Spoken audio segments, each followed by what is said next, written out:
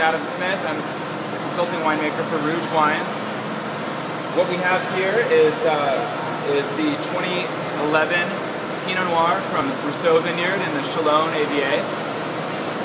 Chalon is a really unique little spot. It's a really, really tiny viticultural area.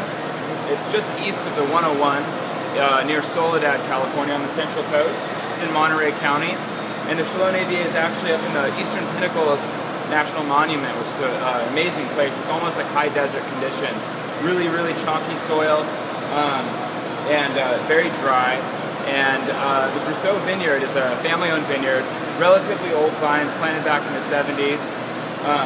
Planted mostly to Pinot, Syrah, a little bit of Chardonnay, and it is also very sustainably grown, meaning they actually follow a lot of biodynamic practices, organic practices, to make sure that only good stuff's going into their soil. And the result is really, really focused, interesting, beautiful fruit that's expressive of its terroir, which is really, really unique. It's unlike any other little spot in California. The Pinot in particular is really special stuff because it just gets tremendous phenolic balance. We're able to get really brown seeds and nice tannin development. What we did was we picked this about a week ago and brought it up here and kept it very cold and sorted it very heavily to make sure that there were no raisins or green berries or second crop or anything going into the ferment. We destemmed it, so it's all whole berries in this bin. From that point, we put it into what's called cold soak. Cold soak is a period where we're able to kind of stabilize the ferment before it starts really moving. We keep it cold at temperatures between 10 and 15 degrees Celsius. And we're able to control that temperature by using dry ice and just keep, and trying to keep it as cold as we can.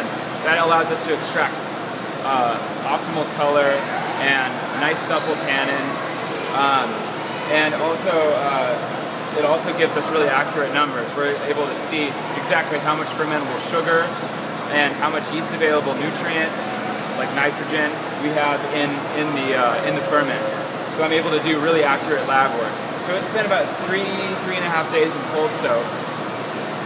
Last night, this ferment started to produce a little bit of CO2, which led me to believe that it was starting to ferment a little bit just on its own.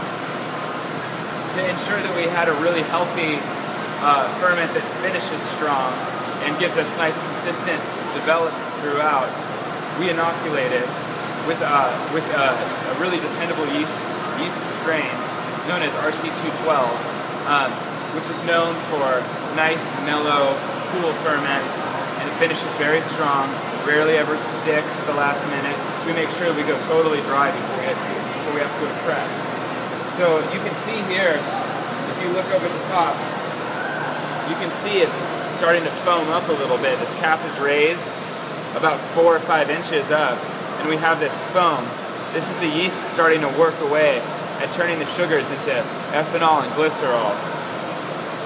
It's still quite cool, so right now it's not producing a lot of alcohol. It's producing more glycerol, which contributes to getting a really nice mouthfeel. But it is definitely starting to move, it's really swelling up. It's starting to blow off more CO2, and the temperature's starting to raise naturally. This will be in a fermentation phase for ideally for about 7 to 10 days, and move about, 2 bricks per day. What we're doing right now is we're actually going to pull a sample so we can kind of taste where the juice is at. We can also analyze what kind of color we have in here. You can see even as I'm moving the strainer around a little bit in here, it foams up a little bit, which means that it's really active. So we're just going to pull a sample. You can see actually just after a few days, we're already getting this great color out of it. Nice, bright purple, which is very typical of the Brosseau property. We're known for just getting wonderful color. You can, I don't know if you can see on the camera, but it's bubbling away, so it's really, really active. And right now, it smells like pie crust. I mean, it's just that yeasty. It smells like a bakery almost, and lots of berry, blackberry and raspberry. And at some point, the more austere profile will start to come up as it gets closer to being dry. We'll start to smell more floral tones, earthy qualities, even sometimes mushroom, and it's just going to get more and more interesting as this thing ferments. So in about 7 to 10 days, when this thing is dry, we'll go to press. We'll drain all the juice out first into barrels, and then what we can't drain out with a siphon, we'll just dump the must into the press and give it a real gentle squeeze, and that will get the remaining juice out, and we'll fill up our barrels, and we'll be ready to go.